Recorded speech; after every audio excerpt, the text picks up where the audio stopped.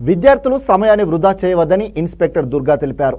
సిద్దిపేట కేంద్రంలోని ఇంద్రనగర్ జిల్లా పరిషత్ హైస్కూల్ విద్యార్థులకు మహిళా రక్షణకు ఉన్న చట్టాల గురించి ఆమె వివరించారు. ఈ సందర్భంగా ఆమె మాట్లాడుతూ అపరిచిత వ్యక్తుల మాటలు నమ్మవద్దని సూచించారు. మహిళా రక్షణకు పెద్దపీట వేయడం జరిగిందన్నారు. జిల్లా వ్యాప్తంగా అన్ని స్కూళ్లలో షీటింగ్ ఫిర్యాదు బాక్సులను ఏర్పాటు చేస్తామన్నారు. ఏ విధమైన సమస్యలు ఉన్నా చిట్టి రాసి అందులో వేయాలని సూచించారు. చదువుకునే సమయంలో చెడు అలవాట్లకు బానిసలు కావద్దని చెప్పారు. ప్రతి ఒక్కరూ చదువుపై దృష్టి సారించాలన్నారు. ఇష్టపడి చదివి మీరు ఎంచుకున్న లక్ష్యాలను సాధించుకోవాలన్నారు.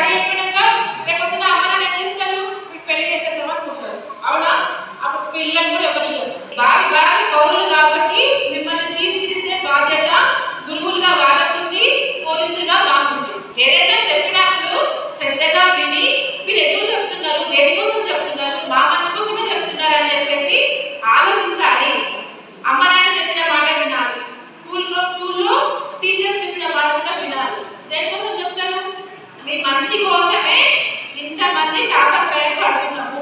ఇప్పుడు మీరు ఏదైనా చేసి జైపాలనుకోండి, మాకేంటి కేసు పెట్టి పంపించేస్తాం కదా, అవునా? మేము ఎందుకు రావాలి? ఎందుకు మీతో షేర్ చేసుకోవాలి? మీ భవిష్యత్తు బాగు